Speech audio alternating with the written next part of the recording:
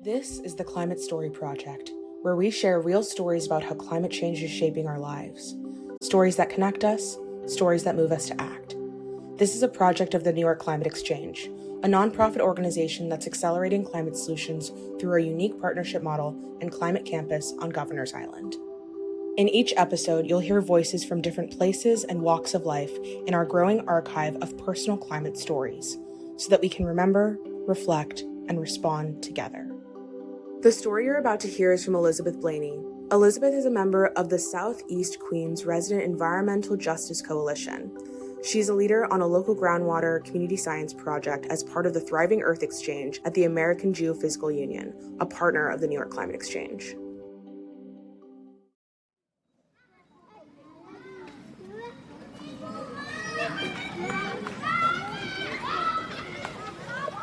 The thing I remember most about my childhood in Alabama is just being out of doors, all the time out of doors. We never spent a day in the house unless it was raining too hard to be outside. We played jump rope. We used to play with marbles. We made scooters out of roller skates. We made mud pies. But most of my time was spent out of doors. I remember that.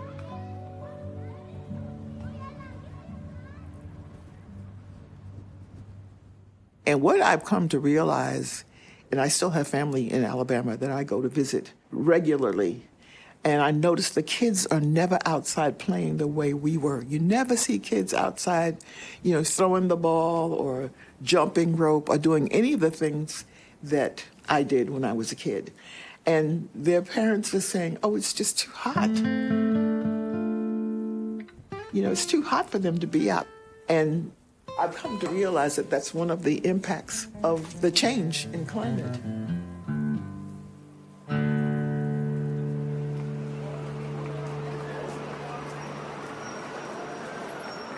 I moved to Brooklyn from Alabama when I was 13. I am a resident and homeowner of Southeast Queens in the community called St. Albans. I've lived there for over 50 years, and I've seen a lot of change. And I am now able to attribute some of those changes to changes in climate. We live in a section of the community that's made up of row houses. They're houses that are attached to one another. And because of that, the egress to our backyards is through something called a community driveway. We call them alleys. Our kids played in them when they were small. We didn't have to worry about them getting hit by a car. They could go in the backyard and from the backyard right into the alley and play, ride their bicycles, whatever. And, we had rainfall back then, just like we have rainfall now.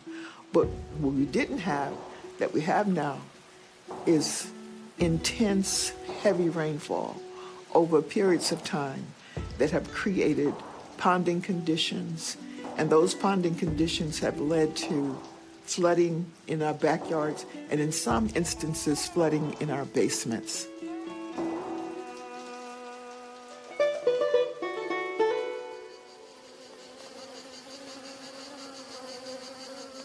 I'm coming to see also that the ponding conditions are creating infestation of mosquitoes. And so we're getting a lot more people complaining, I can't sit in my backyard. Those mosquitoes are eating me alive. And I bought those machines that you buy to zap them. I've bought the sprays and stuff, and I can't get rid of those mosquitoes. There's so many of them. And it's a health condition as well, because even before I recognized the connection between the climate and the ponding and all that, we had something called West Nile virus that was associated with mosquitoes. And New York City was spraying the communities after dark to help combat. And one of the things they would say to us, make sure you don't have standing water in your backyards. That way you get rid of the opportunity for the mosquitoes to lay their larvae and reproduce so quickly. So naturally, now that we have these gaping holes with water standing for days, the other thing I notice is that the water doesn't evaporate as quickly as it used to. For a couple of days now, the water is standing, whereas before you get a heavy rainfall, the next day, there was no ponding, there was no flooding. We also know that in our community, we have a rising water table. And so that also contributes. The water that would naturally evaporate, there's some point at which they meet, and the water just isn't going to go any further down.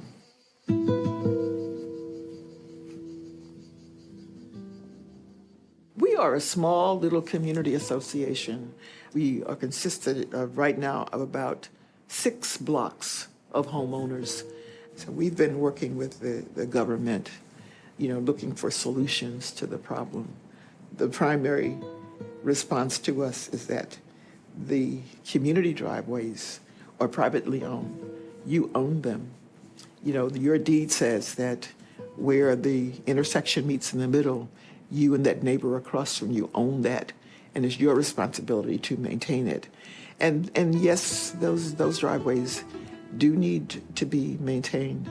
The maintenance has just been deferred. People sometimes not understanding that that part of where they lived was privately owned. They thought if it was a street that cars rode down, that the city was responsible. Elected officials have tried to make them public, but somehow we're not able to do that. But we're looking at ways to assess property owners through property taxes so that those community driveways can be maintained without placing an undue burden on individual homeowners.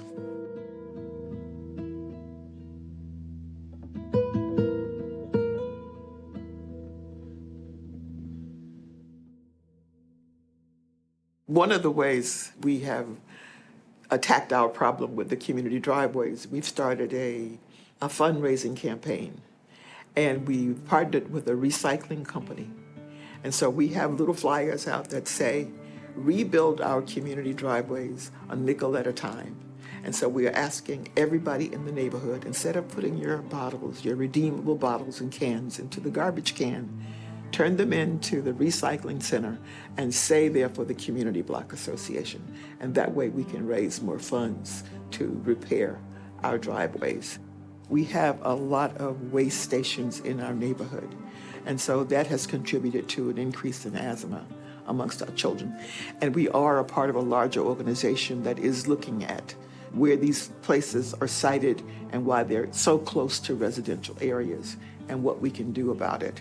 It's difficult because the zoning so far allows them to be in what they call manufacturing and industrial zones, and some of these zones are so near residential homes.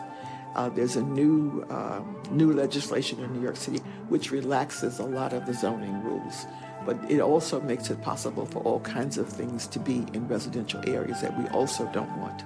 We do community cleanups annually. We thought that would be a great way to bring people together. And it worked, to the advantage that people were able to really get their alleyways or their community driveways cleaned because they were dumping sites. People who had stored their cars and sometimes abandoned them in the alleyways. So we got rid of a lot of the old cars that had been abandoned in the alleyways. There's still cars parked back there, but we know who owns them. And then we had a lot of dumping going on back there, Since we can't put into the regular garbage any longer, a lot of the electrical appliances, the TVs and those kinds of things, people just dump them in the alleyway. Old bicycles without tires dumped in the alleyway. People who had old couches, dumped in their backyards. We got rid of all of those kinds of things in the first few years of those cleanups. And those alleyways are, to this day, so much cleaner than they used to be.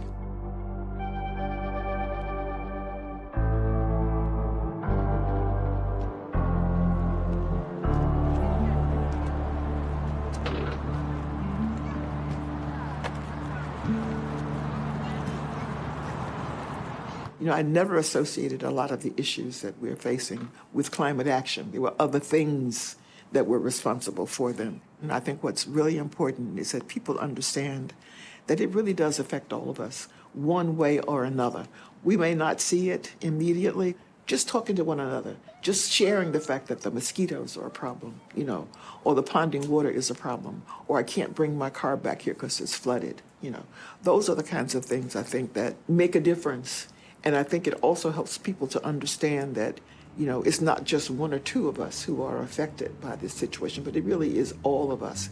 And when we stop to think about it, and especially I think as we hear other people's stories, we get to reflect and see, this is what's happening in my life and in my community that is similar to that and may inform me, and I may want to go and get more information.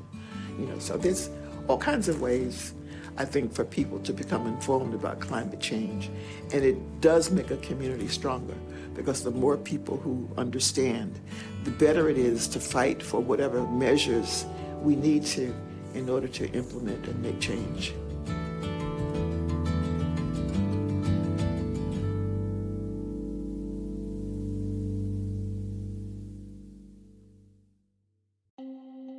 This story is part of the Climate Story Project.